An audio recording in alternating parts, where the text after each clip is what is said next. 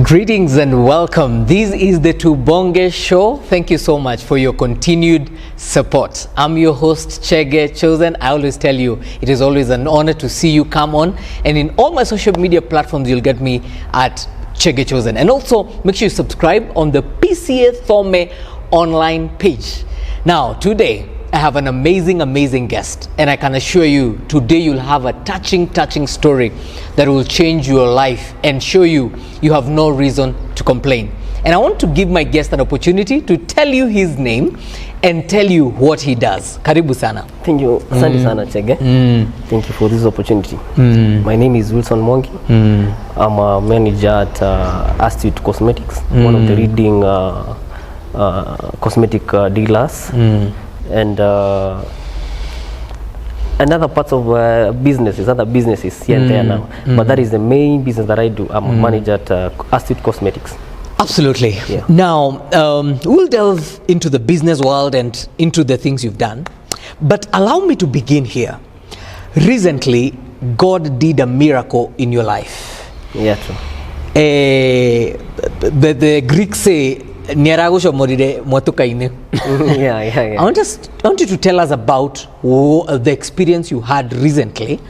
Tell us about the day and what happened, because actually it was an accident that happened, but I want him to now explain how it happened and how God saved him, and probably did he learn anything from it.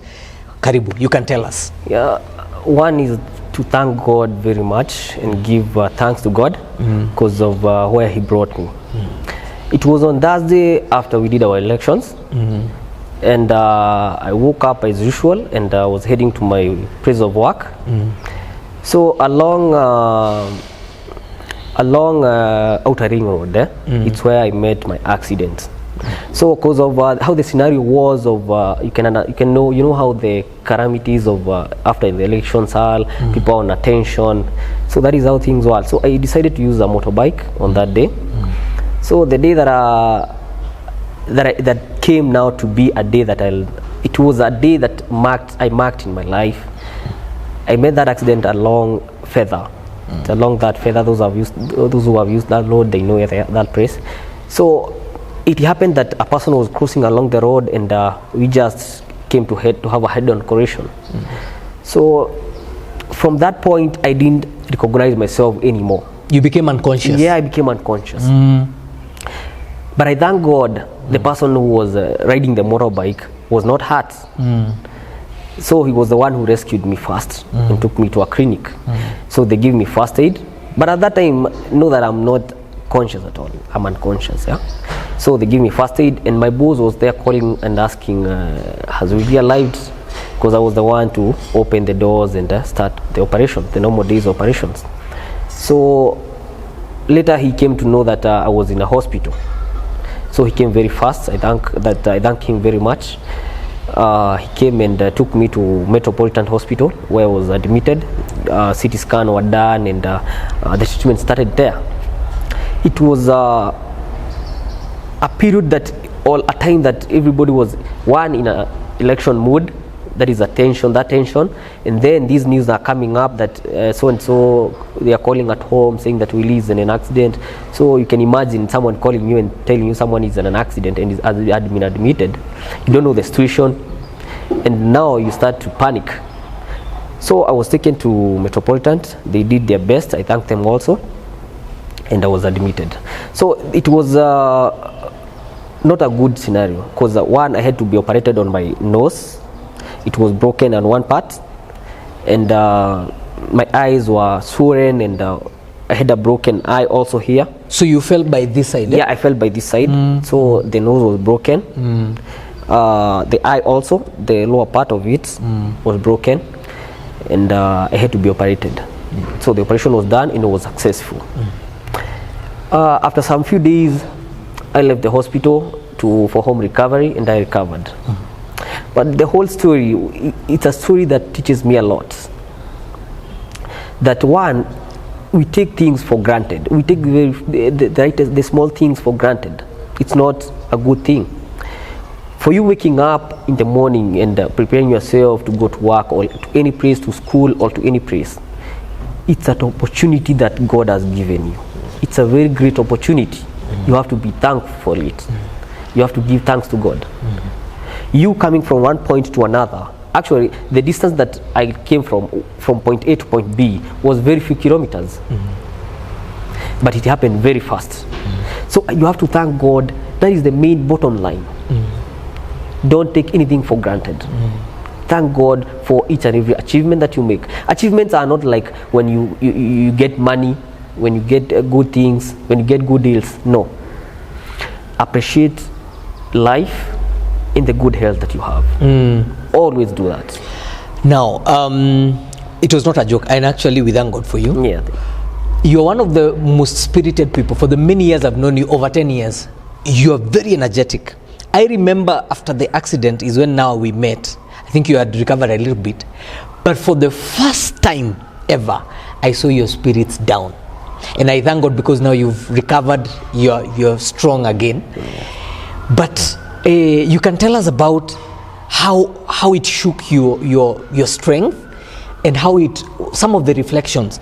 When you found yourself in that hospital bed, what are some of the thoughts that came? First, let me start by saying that I've never imagined myself on a hospital bed. Yeah, I've never imagined. I always used to ask myself that how people feel when they spend the night in the hospital, not their homes. You've never imagined? I've never imagined such a thing. But at this point now, it's me. People are coming to see me. I'm not the one who's going to see them. It's me now who is there. So I asked myself, what is this kind of a test?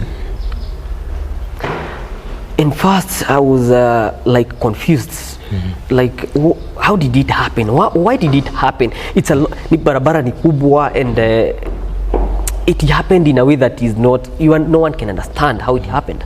So I was like, I felt I need to recorrect myself back and regain back the strength and the energy and the motivation that I always have. I had to correct myself back. I had to recall what happened. So after looking back on all what had happened, one, I told God that God, it may be me that I was maybe learning astray a bit, that you had to bring me back. So it happened to me like an experience, that it was a way that of bringing me back to my feet, that you have to be focused, back to your focus. You have to be spiritually strong. You have to also to be very strong for yourself. So the moment of experiencing and recalling all these events, I just say that it was a time of coming back to the senses. And at times when things go well, we at times tend to go astray, and forget the line that we are in, because everything is running well. You are waking up, going to job, you are starting a project, it's going well, but we forget to give thanks and to say that this is my line. So I thank God that I came back to my senses. Not that maybe I was out. I thank God that I came back to my senses, and now I know that things do happen. It's true. Yeah. Not that I don't believe that things happen, but there's that thing now. It is in reality, and everything is by the grace of God. Yeah, true. See, ati nilikuwa tu job, nimetoka job. Yeah. Everything is a great blessing. We thank God. Now we want to delve now a bit further and delve into now another area in your life, which is the business and work world, because in your work as a manager, you deal with different people, and more especially even young people who ask questions or you deal with every day. Because our show, we have different people that watch us, and we have dedicated this show as the youth platform, but also we have viewers of different caliber that watch us, and we want to thank God because of that. But I would want you to speak to what you've seen from your observation about the young people and your experience about the business world, about the work world. What can you say? What have you observed? You can even mention some of the cases you've had personally, or even if you have dealt with anyone. Yeah. One, the business industry, it's not an easy industry. And having in mind that I'm a young person in the business industry, you find people who are there for many years who have been there. It's not an easy industry, but all in all, in everything that you do, nothing is easy. All that you have to know to start with is that all that you have to do it one with passion. And if you have passion in what you're doing, you can conquer anything. So when you get into business, part of it, one, like things like challenges in business. Well, start with things that I've encountered in business as a young person. One, people will come and see you and will underrate you. And see like this, how can you be a manager? How can you tell me this? How can you offer advice? All these things. So it has happened to me that many people will come and we ask, can I speak to the manager? And actually maybe at times I'm around there so I can hear, can I speak to the manager? And maybe the person tells that person, he's the one. He's the one. No, I need the actual manager. I need the actual manager. Yes. So it happens that I also have an encounter that people will come and speak to me, and they tell me that can I speak to the manager? Now they're speaking to me. I'll tell them, okay, how can I help you? And they will be like, no, it's not you whom I need, because they feel you can't help them. No, you don't have the capacity. So no, I don't want to speak to you. I need to speak to the manager. And I'll tell them that be free, I'm the manager, and I can sort you out. I'll assist you. Yeah, I'll assist you on any issue that you need. And also, to add on that, you will find also another case that will happen, that some people will do this. They'll definitely know you are the manager. Yeah, but in the sense that they'll underrate you, they feel that you are not capable of sorting any issue related to what I need. So they'll go ahead and look for maybe the CEO or the director. They'll ask him that now I need this and this. So they'll feel that now I've gone higher, I'll be sorted out. Yeah. But it happens when you go to the director, they'll tell you, I think this issue I cannot help you.